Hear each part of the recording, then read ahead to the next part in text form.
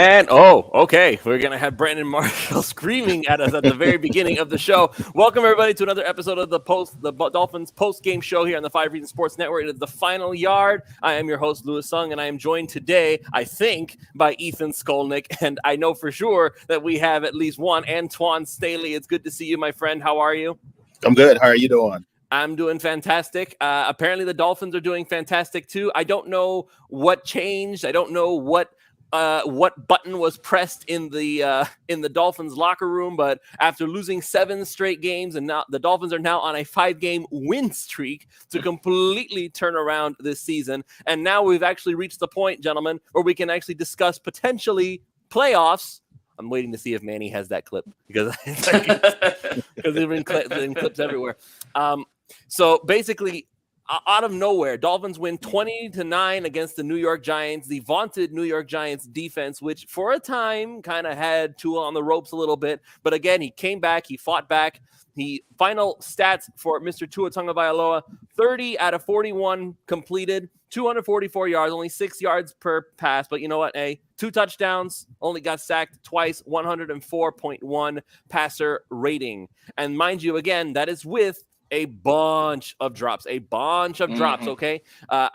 gonna go ahead and mention this one more time, is that the Dolphins are actually leading the NFL in dropped passes still. Yeah. And we had like 6 more dropped passes today, which is not great. But I'll tell you who will not drop you. It's gonna be ThriveFantasy, our sponsor for this show. So if you're gonna go ahead and be like me, which you probably shouldn't, but you can also get into your fantasy sports world and kind of get yourself up and running. All you have to do is choose from the top tier athletes. There's going to be 10 out of available 20 players you can pick. Just choose the over or under on how well they are projected to do and their individual stats. You'll win a share of the prize pool on their contest based on how much you want to go ahead and put into it. So, of course, the more you invest, the more of a shot you have at winning some big time prizes. So all you have to do is just go on to thrivefantasy.com. You can use the promo code in the description below, and all you can just go ahead and do. Listen, I go to Thrive Fantasy all the time. I put in a little bit here, I put in a little bit there. The worst that usually happens for me is I get my money back. So you can at the very least have that in mind. Go ahead and use the promo code down below, and they'll match up to $100 on your initial deposit. We are also sponsored by Everything Trade Shows. So does your company go to trade shows? Do you need a trade show exhibit, but you need to help get going again? Maybe your marketing team isn't fully back. All you need to do is go to Everything Trade Shows. They'll handle logistics, the booth, the graphics, the furniture, all your flooring, and they'll even give you some tips to get yourself noticed. So they're based in Fort Lauderdale, but they can service all 50 states. You can schedule a free consultation by mentioning 5 reasons, and they'll get you a free booth rendering as well. Just go ahead and go to everythingtradeshows.com, and you can also call the number 954-791-8882. Again, that's 954-791-8882. Go ahead and mention 5 reasons. You'll get a free booth rendering for your trade show exhibit. And finally, we do also have one more. Yes, we do have one more. BetUS.com. They are some of the most integral sportsbook people that you're ever going to find. You may already know this, but BetUS has been pioneers in the sportsbook industry for almost 3 decades, thriving and paying their loyal customer base, which some of our people in 5 Reasons are. You all have to go to BetUS.com, BETUS.com. Loads of bonuses. Join now or call 800-69-BET-US, 800-MY-BET-US. You'll receive a 125% sign-up bonus by using the bonus code 5. They have re-up and referral bonuses also. BetUS is known as America's favorite sportsbook for more than 5 reasons. All right, and a big thank you to John Mullen for the $4.99 super chat. Ethan, this is a question for you, Ethan. We are marching towards exactly what we really don't want, 8-9 or 9-8. Then what does that mean for Flores and Greer? So this is worst case scenario. If they go 9-8, what do you think? Well, I mean, here's the thing, and I think that we should try to put some positive spin on this stuff, because I'm already seeing the comments coming in, and I know Antoine will get into this too, but, the first one is we're beating bad teams. The second one is what happens to Flores and Greer if we end up 8-9 or 9-8. And I understand all of that, but I also do think that this group deserves credit. I think we should start there. I mean, you're 1-7 on the year. I don't care who you're playing. The season certainly could have gone the other direction with all the criticism. We know that they bungled a bunch of things the first half of the year. We can talk about the Jacksonville game. We can talk about the Atlanta game. We were writing them off. We were all writing them off. We thought the season was done. So I don't think that the place we should start here is from a negative place. I think what they have shown here over the past few weeks is that they've got some resilient young players. I think that's a real positive. And second is they have competence at the quarterback position. And for as many years as they have not had that, they won today in large part because their quarterback was able to overcome things, and the quarterback on the other side, who at one point was a pretty highly paid guy in the league, could not. And so I don't want to dwell on the negative here when this team is playing well. We knew what the schedule looked like. We talked about the fact that they could run off some wins here if they got their bleep together. Well, let's give them some credit for getting their bleep together. The other part of this is, who are the players that are leading this? It's not a bunch of old guys. It's Tua, it's Waddle, it's Phillips, it's Holland, okay? It's Van Ginkel. These are the guys who are stepping up. That is promising. Now, I'm not super optimistic guy on the Dolphins. People know that. But I think you've got to look at this and now say, now you got a winnable one next week. You got a winnable one the week after that. And the only other team to ever do this was Jim Fossil's Giants back, I think, 94, 95, 96, one of those years. That was actually the graphic they put up at the very end of the game. That the last I remember that team. I remember that team. This doesn't happen every day, right, Antoine? So, I mean, I understand, like, the negativity because this season could have been this or this or this, but this season still exists. They don't have a first-round pick anyway, at least not their own. So you might as well win these games. Yeah, everybody needs to root for the 49ers to suck. But anyway. Exactly. But you don't root for the Dolphins to suck this year, Antoine. And look, they're doing enough to win, and with the young players leading it. Yeah, I was going to say, look, it's teams all the time in the NFL. They don't take care of business. They don't beat a lot of the bad teams. The Dolphins are doing that. They're doing exactly what they're supposed to do, beat up on some of these bad teams. And as you alluded to, they were 1-7 at one point. They could have folded, and I think nobody would have, batted an eye. They would have said, oh, well, Dolphins are just as bad as the Lions or whatever the case may be. This team is resilient. They keep fighting. They started out, they had momentum from that Ravens game, and they just continue to just, carry that over the rest of the season. I mean, for the past month, and, so some change. And I just feel like they're really coming to their own, especially with the young players that they have too. A lot of people wrote them off. I mean, the man has done nothing short of miraculous, really, the last few weeks, and his accuracy has just been out of this world. Yeah, sure. I mean, he's averaging 6 yards per attempt, but he's doing exactly what he's supposed to do, not turn the ball over, being efficient. I think Waddle's been really good as well. You got some contributions with Devontae Parker today. Mike Gesicki stepped up, and that defense has just been, out of this world. I love Javon Holland. I think he's an absolute stud, to be honest with you, and one of the better rookies in the league. And, you got Jalen Phillips, who's also coming to his own too as well. Christian Wilkins playing well. So this team is just finding their way and, getting better and better each week. And that's all you can really ask for. If they don't make the playoffs, okay, that's fine. But you know what? This team was at one point considered one of the worst teams in football. And now they continue to fight throughout each and every week. And if they get the 9 wins, so be it. But you know what? This team, like I say, I just feel like you want to see growth every week with the team you're watching. And I think that's what you're seeing with the Dolphins right now. Particularly from the young players. And Lewis, I mean, I guess that's the thing. I mean, we've been hard on Greer, right? For a lot of reasons. I was just thinking that. Yeah, mostly for not building out the offensive line and getting veterans. I think you and I have been lockstep on that from before the season even started. But then you start to look at this 2021 draft, and I mean, I still hold on to I still hold on to that. Is that I will give credit to Chris Greer for finding 3 home run draft picks in the first round, because that's very difficult to do. You would expect at least one to be a bust. I guess that's where instead of having just a couple good players and then one bad one, or 2 bad ones and one good one, Greer decided to I'm gonna botch 2020 completely, and then I'll make 2021 an absolute home run first round draft, because all the first rounders from last season, Austin Jackson, terrible. Noah Igbenogany, terrible. But not Tua. No. But here's my question. If Tua becomes what I think all of us believe that he can become, which is a quarterback who was a consistent playoff quarterback, I think we all agree on that. If he has the tools around him, that can happen. Then I get it. Noah was a bad pick. Austin Jackson appears to be a bad pick. I don't think we're not going to sugarcoat that. But if you get the quarterback right, I mean, that's 90% of it. Yes, you effed up the other 10%. I get it.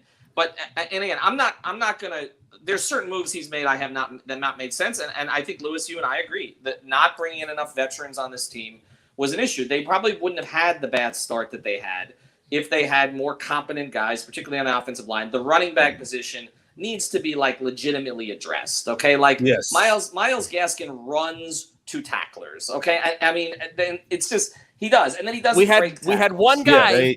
Last week we had a guy. Yeah. And Right. then he's hurt. He's hurt. Yeah, What he did was he gave the media too good of a quote, and they said, "No, you're hurt next week. You're out of here." Yeah. See it. Yeah, I mean, it seems like to me they just continue to ignore the running back position, which Right. I mean, look, you don't need a Adrian Peterson, you don't need like a 22,000-yard running back anymore, but at the same time, you need to have somebody that can move the sticks whenever you need it, and they don't have that guy, and they hadn't had that guy in a really long time, so that's really what they need to address too as well. Well, they've also Obviously, passed on Antoine. They passed on a ton of those guys. I mean, the league. They passed on the league. The guy might be the league MVP this year. And I'm not a running back guy. I mean, for 20 years I've been writing columns. You don't draft a running back too high. I mean, I was against the Ronnie Brown pick at number 2 overall for exactly that reason. But like, they passed on 7 or 8 of them at this point. Like, to me, everything should be in the context of settle on your quarterback and then give your quarterback the right chance to succeed. I get it. And this comment comes in from Marcus. They didn't get the quarterback right. Herbert would raise this team. We're going to debate that until the end of time. This is Juan's crowd right now. Juan Cardona from the Extra Yard. He's in here right now. This is all of his burner accounts complaining about the fact that. Did Juan watch the Dolphin game today? I'm not sure. I think he was watching Chargers Bengals. Go ahead. Here's the thing. Yeah.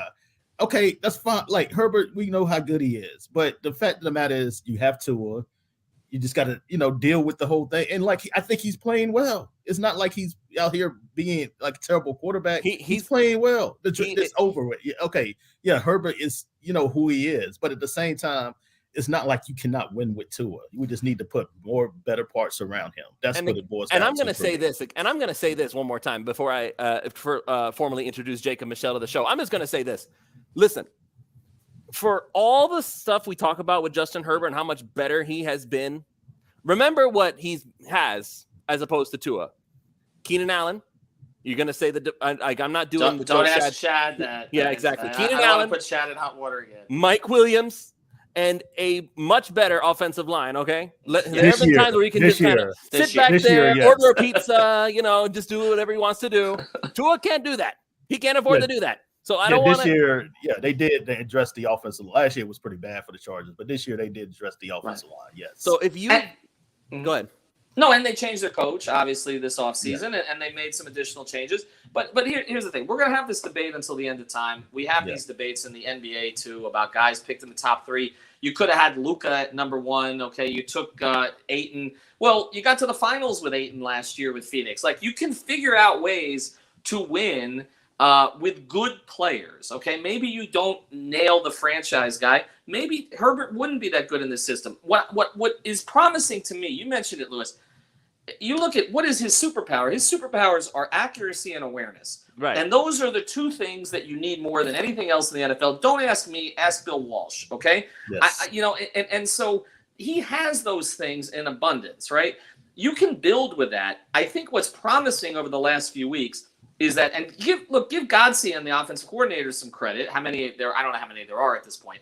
But look, they've adjusted. Okay, he's getting rid of the ball even quicker. They've changed some of the routes, and his accuracy. You mentioned it. It was over 80% the last 2 weeks. It would have been over 80% today. He had 4 awful drops. Okay, like inexcusable drops, 1 each by 4 different guys. Okay, and so every quarterback goes through that. But I want to go to this one throw, and then we should let Jake come in. The throw he made to Gesicki at the end of the game, if Tom Brady makes that throw, they're playing that thing on a loop on ESPN. If Mac Jones makes that throw, they're playing that thing on the loop. That's a big boy throw. Like that. Maybe it's that not could him not have drilling been more it in accurate. there. Perfect. At the perfect time when you needed to kill the game, okay? And so to me, that's – if he's doing those kind of things to win you games, is he giving you 40 points every week? No. I don't know if Herbert would with this group. I just know this. He's keeping you in games. He's making the right reads. He's getting rid of the ball with a bad offensive line. He has no running game. One of his 2 starting receivers this year has gotten $10 million for 4 catches. Okay, we probably never see him again. No, he's never coming back. He's never coming back. You can't count on Parker. Wilson is a complete no-show. Preston Williams has been a no-show. Okay, I mean he's doing this with a rookie wide receiver, basically. I'm sorry, like I think the criticism is, I get it. Who you could have had, you can win with the guy you have. Yeah, and I think he keeps checking off the check marks too as well, and people just keep extending the goalposts with him. They're like, oh well, they're extending the goalpost as far as he can throw it. Yeah. Oh well, is this or he can't throw the ball deep, but he's showing he can throw the ball deep. Oh well, he can't do it this amount of time. Like it just keeps he's doing what it takes to win. That's all that matters. Like they just need to get the rest of the players around him right, and I think they'll be in the playoffs. They'll be in the playoff hunt. All right, so Jacob, I'm going to go ahead and get you in here, Jacob, because I know that you've been just kind of sitting here for a moment. So how are you? How are you doing? What's your reaction to the game? How are you feeling? Good. The game was good. Waddle, it just surprised me how much Waddle has come together this season. He's literally targeted every single play, and it's really, as Ethan said, he's two is basically only target on offense and most reliable target. In terms of Tua Tagovailoa, we always talk about that one bad throw each game. He didn't really have one today. He didn't have one last game. And I don't know if that's because he's becoming more conservative or that he hasn't had to play down points. But I think that speaks because Tua hasn't had that bad throw in a couple games so far. The other point on that, he's played extraordinarily well since the Watson stuff couldn't happen this year. And I don't think we should look past that because, again, the same thing happened with some Heat players last year. Trade deadline stuff, once it passed, he was the quarterback for the rest of this year, okay? I think that makes a big difference. I feel like that's where some of the comfort level has come from here. Like, he knows maybe he'll be replaced in the future, but he wasn't going to be replaced this season. And I think we get past the fact that these guys are human beings, okay? And even if they try to stay off of social media, their friends are telling them what's on social media. Their families are telling them what's on social media. You can't get away from it, okay? But once the trade deadline passed, it was like, okay, he's a quarterback this year. Like, we're going to see what we have. And he has enormous confidence in himself, all right? And so I just feel like it has come together here. But also, look, the defense has come together. I know that's an awful Giants offense they're playing that was missing a lot of different guys. But they didn't. The Giants had numerous opportunities in that second half when the Dolphins kept going 3 and out, and the Dolphins defense stepped up today. And it's not just one guy, but again, Jalen Phillips is going to end up with a dozen sacks this year as a rookie. I mean, that's impressive. Already surpassed Bill Stanfield for rookie record. And Van Ginkel is always around the ball. Like he's always around. I thought the secondary was good. I mean, except a couple busted coverages and Glennon missed that one throw that could have changed the whole game. But like the defense has played well also, and so they deserve credit. So I don't want to take away from a win here. Like win 4 in a row in this league against anybody is difficult. And you lost to Jacksonville earlier this year. Like we should not be taking this for granted. No, it's and again, this is the concept. I literally had people in my mention. There are even people now in the chat who are saying this stuff. And I realize Cap for Life wants us to basically apologize to Brian Flores, but I want you to apologize to Tua, Cap. Can you apologize to Tua? Are you going to do that? I'll apologize to Flores if you apologize to Tua. How about that?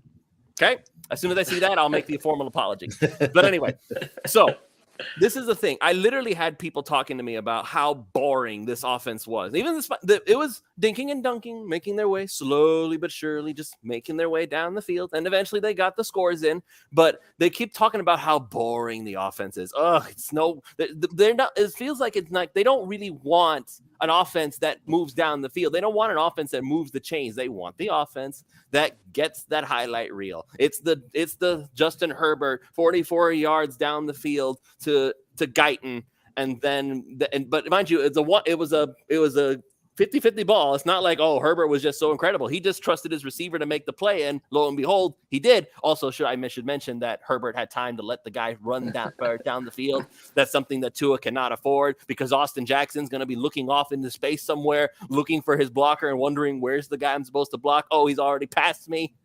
So that's the kind of stuff that if you really want, I put this on Twitter.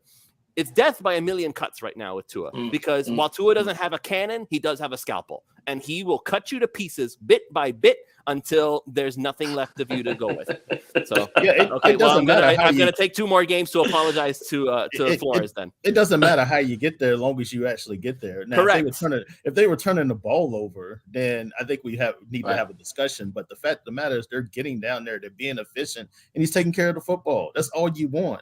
It doesn't matter if it looks sexy on a highlight reel. It's just a matter of they're winning, they're being successful at the same time, and Tua's playing well. So that's all you can really ask for. Well, the other thing about it is that when this team made the playoffs, not this team, but this franchise in 2008, it's pretty much all Chad Pennington did. That's what Chad Pennington. Well, Chad Pennington had the real Wildcat. The real. Let me emphasize, real Wildcat. But he was second. Look back at that team. He was second. He could have been the MVP of that year. He was second in the NFL in MVP voting, right? Yes. Correct. But look at what he actually did. He basically did what Tua is doing right now. Essentially, he was throwing short stuff. I will say this: Tua has a stronger arm than Chad Pennington had at that stage. Okay, and I know that everybody said that the Dolphins were capped, and then Pennington's shoulder went completely the next year. We know sort of that ended it, but that's all Chad did. Was he didn't make mistakes.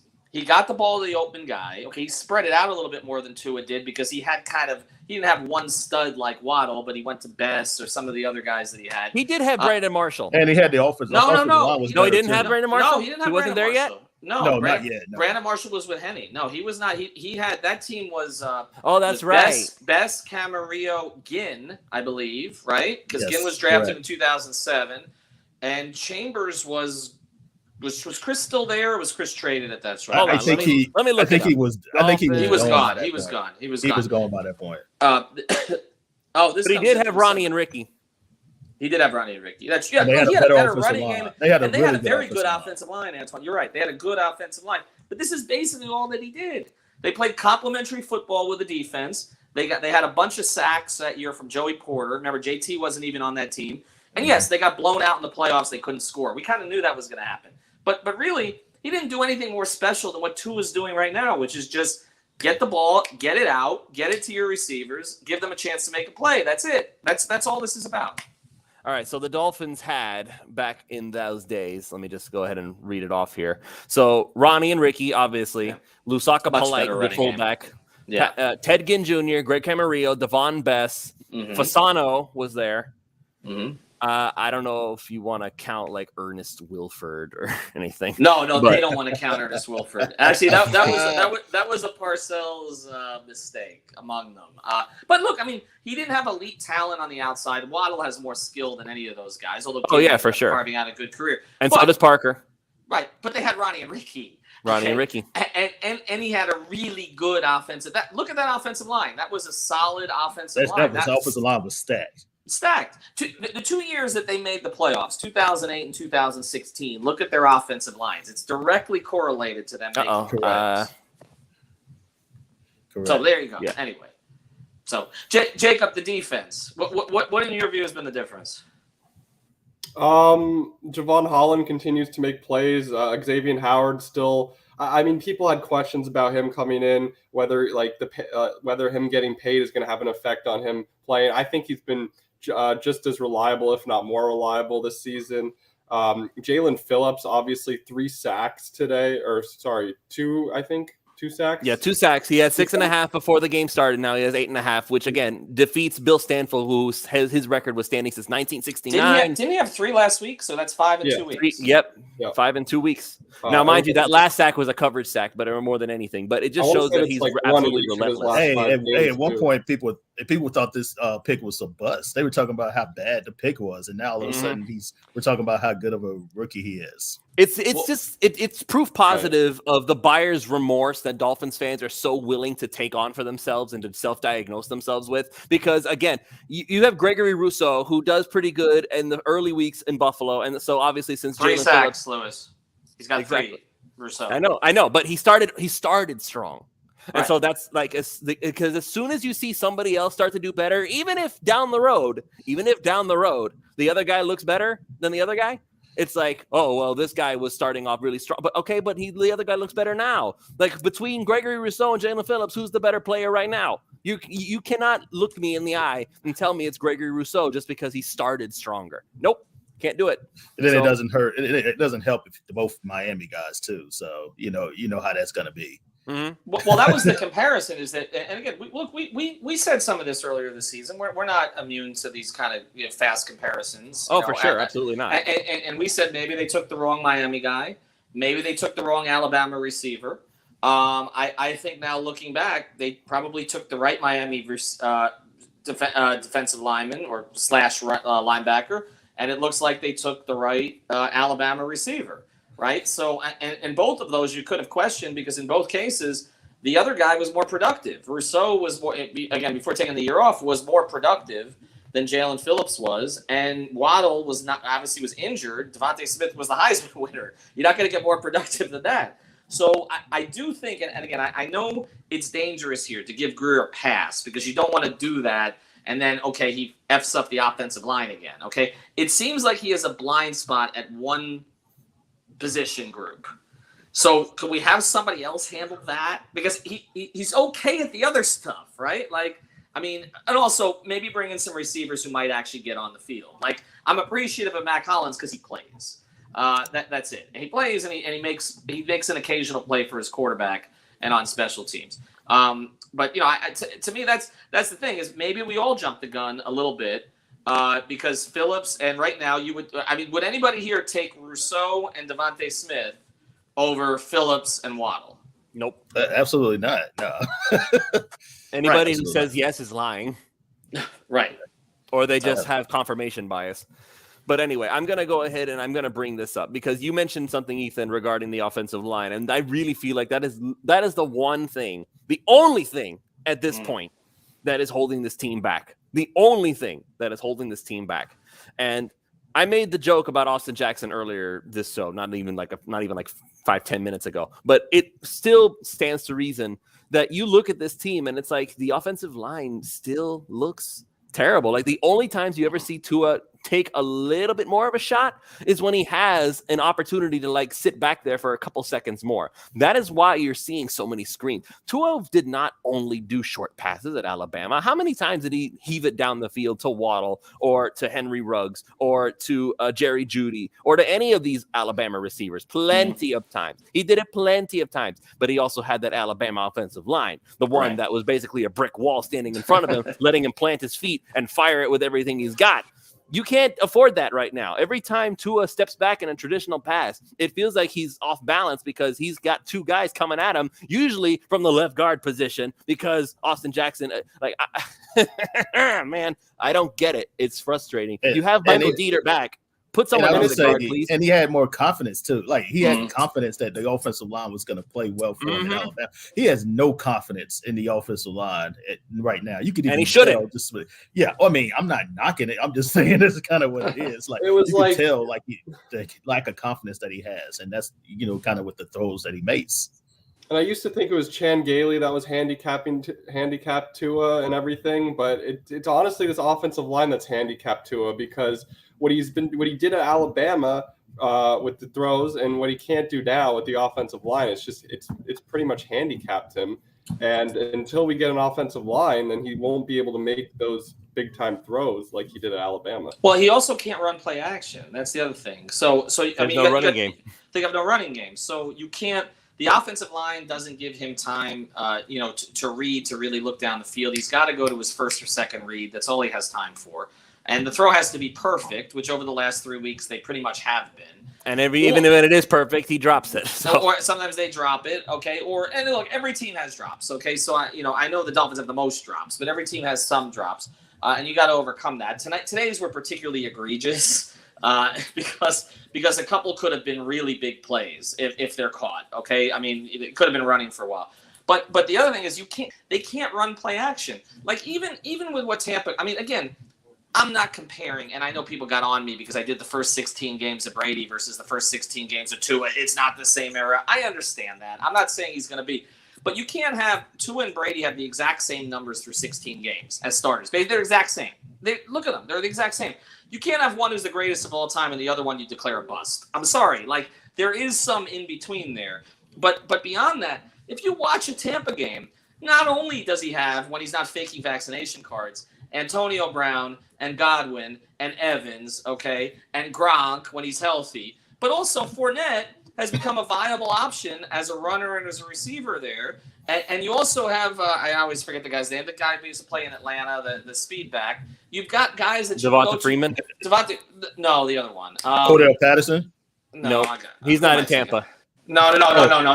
Former, it's escaping me and now it's bothering me. The speed back they picked up this year. Anyway, he'll come back. But he's got options. He's also got a plus offensive line in at least 3 spots. And future Hall of Fame coach, maybe? And he can run play action.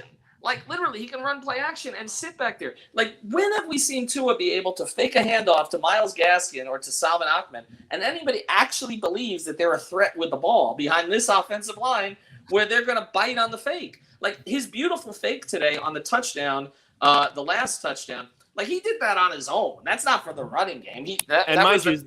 And the defense didn't buy it. Not really. No, they didn't buy it. And he still got it in there. Yeah, why would still you got buy it in there. I just think people who are complaining about what Tua isn't at this point are being egged on by Juan Cardona. Well, yeah, I know. And I think whenever Miami runs the RPO or when Tua rolls to his left, I think like me watching that, I'm like, this is Tua's strengths right here. He's rolling to his left.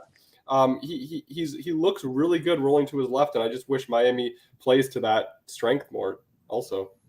I remember we complained about that when Ryan Tannehill was here. It's like, why don't they roll him out? Tannehill was one of the best quarterbacks on the run, and now we have the same thing with Tua. It's like, move, get out of the pocket. Yeah, whatever makes him more comfortable. Yeah, they got to just do it and try to, fit his strengths. And I think they're starting to do a little bit of that, but at the same time, it's hard. They're handicapped, really. Like you said, it all goes back to the offensive line. Like, I'm watching a highlight right now. I'm watching one for Tom Brady and that Gronk touchdown. Brady's just back there all by himself. He's just looking around, wondering, I wonder how my wife's doing right now. Oh, there's Gronk. Well, yeah, that's been the story of his career. But going back to my point on that rolling out to the left on that touchdown to Isaiah Ford, Tua was methodical. He was patient, and he placed that ball perfectly to Isaiah Ford, who was able to get the toe tap in.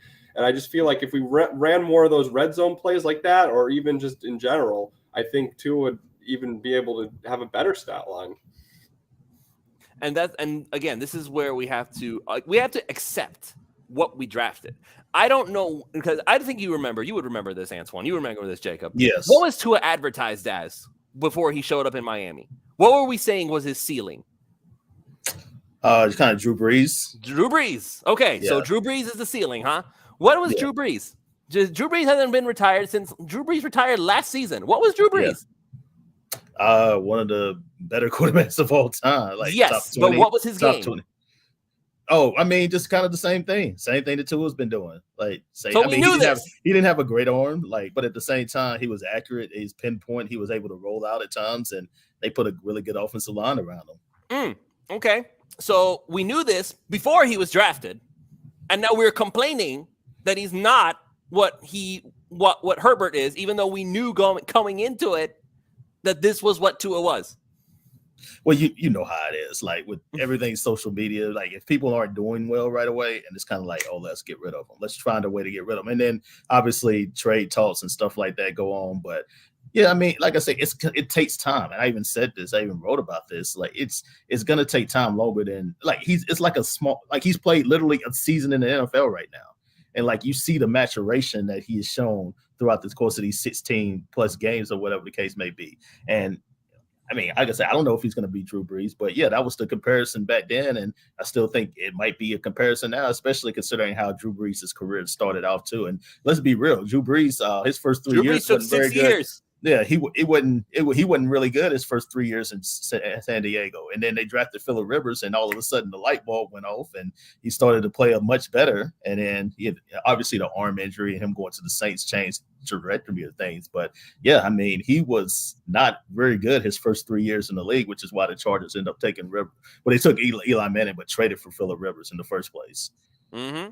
And so once again, and mind you, Tua doesn't look like he's going to need 3 years. No, right now not it looks all. like he's already surgical with his accuracy. More advanced than what Drew Brees was at this point in his career right now. So yeah, I mean, it's just a matter of getting parts around him. Yep. And so that's where it boils down to. Number one priority has to be, well, first of all, let me rephrase. Number one priority is extending Mike Gesicki. Yes. Absolutely extend Mike Gesicki. If you can't do that, then franchise tag him. He cannot be allowed to leave Miami. Yes, he cannot be allowed to leave Miami. That's number one. See if you can get Ogba. If we don't, I won't lose too much sleep over it. I think we can find somebody. You can draft close. Somebody comparable, yeah. But number one priority for me, get that line fixed. I don't care. But who get veterans. I think they need to get veterans. Like, don't go to the draft. Teron Armstead, Brandon Scherf. I don't care who you have to sign. I don't care who you have to get. I'm done. I'm done waiting for the offensive line to develop when it's not going to happen. It's not going to happen. We can't develop linemen. I want to do the Kansas City Chiefs thing. I want to hire assassin offensive linemen whose job is to just show up and work.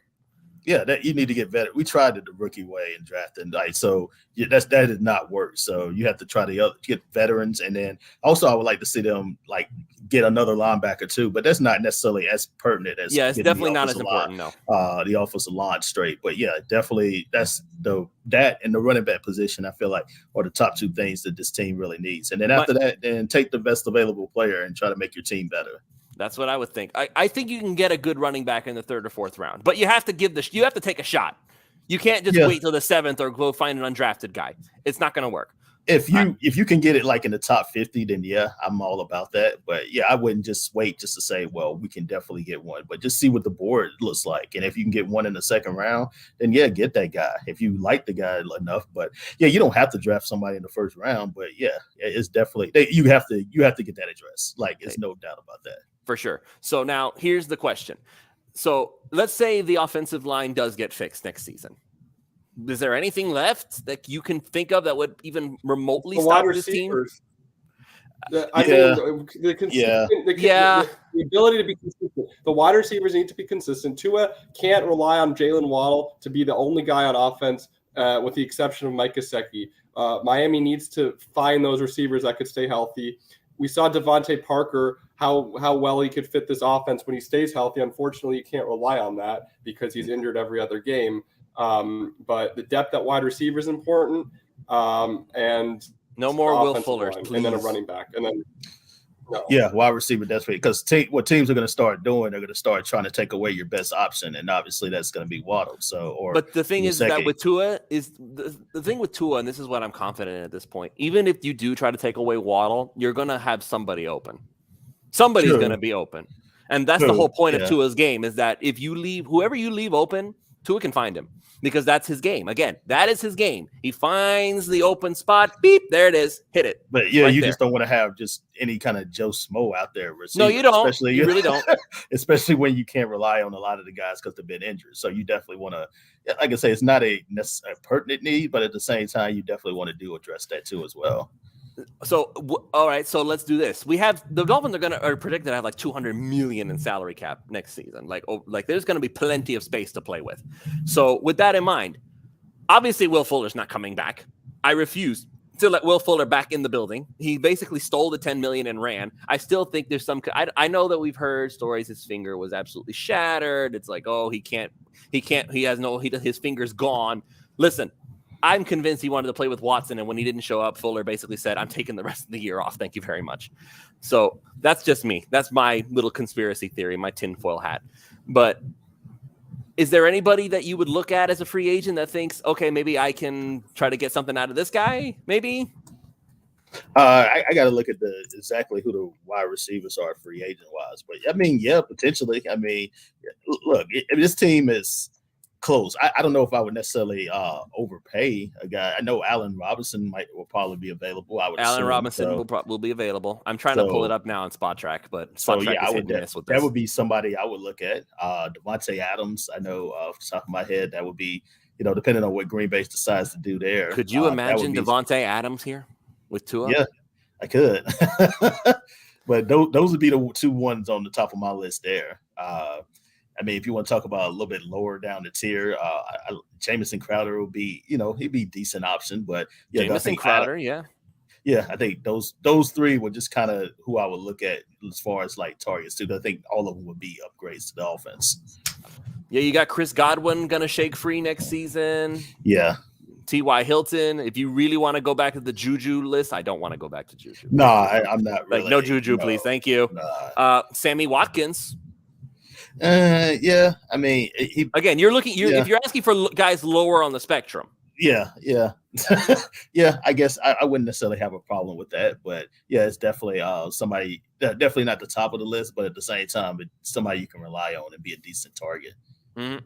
So a lot of options here. And as for the offensive line, I'm going to pull that up here again because I want to just take a look here. Because I've been told, people told me that it's a very small pool of guys that you can count on. I don't know if I necessarily agree with that much of it. Listen, we got Brandon Scherf. Brandon Scherf is going to be shaking free from Washington, assuming they don't tag him or try to re-sign him, So we could try to squeeze him away. That would take care of the left or right guard spot instantly. Yeah. Nate Sauter, you could get him at left tackle. Maybe he's a little on the older side. I don't know if I'd be willing to count on him as a long-term option, but he would be definitely better than what Eichenberg is right now. My top choice would be someone like Teron Armstead. Not going to lie. Someone even a Dwayne Brown from the Seahawks, who's also going to be a free agent. Yeah. What are your thoughts on Cam Robinson? Cam Robinson, a young guy from Jacksonville. Yeah. So, I mean, yeah, I think he'd be solid. I think he'd be a decent option for him. And again, this is the concept: is that we want guys who we know can perform. Eric Flowers, we signed when the Dolphins signed him last season. The idea was that he had a really good season at left guard, and he was pretty good when he was healthy. Now Kinley did a comparable job, and that was why they thought that they could move on from him. It didn't work out that way, but Eric Flowers still did a pretty good job at left guard for the time that he was here. And if you really think about it, the best Dolphins offensive linemen, aside from Laramie Tunsil, they've all been veteran guys. Brandon Albert, when he was healthy, one of the best linemen we've had in a long time.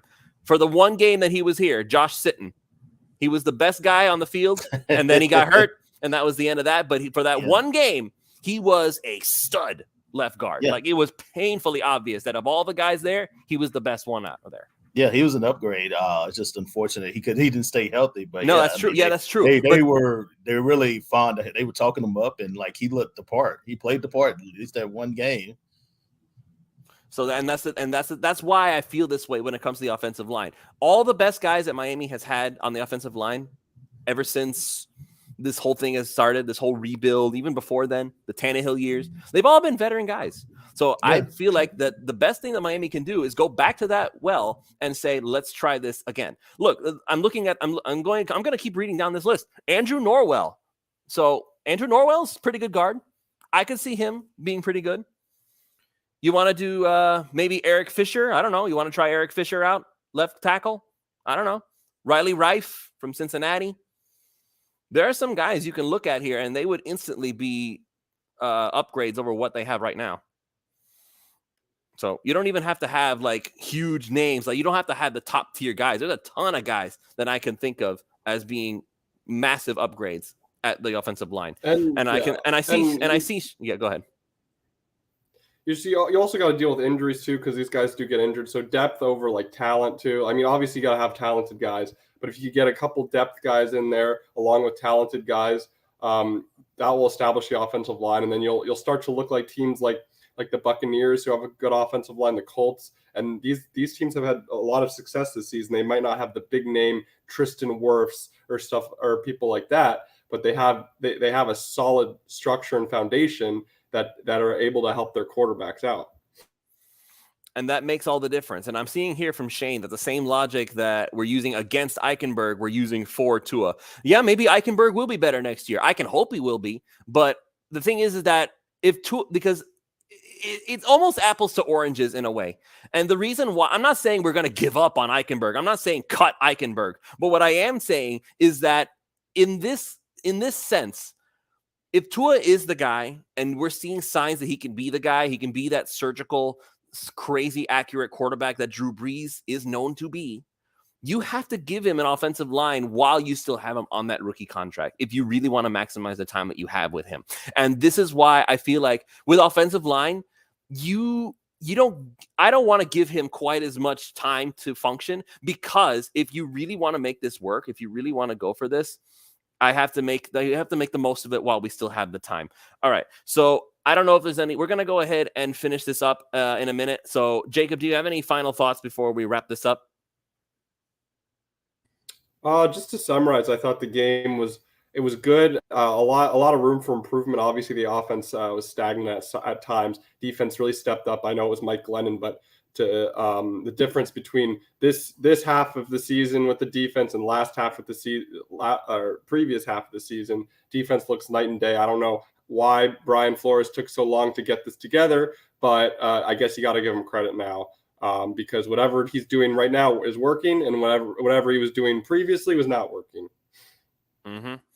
All right. So, yeah, that's pretty much my thoughts. Listen, this team, if they win out, they got a pretty darn good shot at the playoffs. And that's something that is not unfathomable because it's a bye week next week. Then you get the Jets. Then you get the Saints. And the Saints are a mess. Jameis Winston, I'm not scared of Jameis Winston. I'm not scared of Taysom Hill. I am not scared of Trevor Siemian at quarterback either. I'm not scared of them whatsoever. Then the only real danger at that point, and that's assuming Derrick Henry is back, the Titans, Tannehill revenge game, knock us out of the playoffs. That would be something. But I think they can win that game if they do what they've been doing for the past 3 weeks. There's really no reason why these Dolphins can't win out. There's no reason they can't. So I think that all they have to do is just keep this momentum, and we've got something going here. All right, we're gonna go ahead and call it here. Go ahead. Sorry, go ahead. No, I was just gonna say the only real threat was Mac Jones, honestly, this season, and the defense has shown signs that they could tolerate him and make risky decisions. So that's all I'm gonna say. All right. So once again, big thank you to Thrive Fantasy for sponsoring today's episode. You can go ahead and check them out at thrivefantasy.com. You can use the link in the description below. Also, big thank you also to betus.com and for everything trade shows. Again, all that is going to be in the description. You can go ahead and check that out. Just use those promo codes. You can get the most out of them. All right. So with all that said and done, thank you all so much for joining us. We will see you all next time, which will be 2 weeks from now because we're going to get a week off.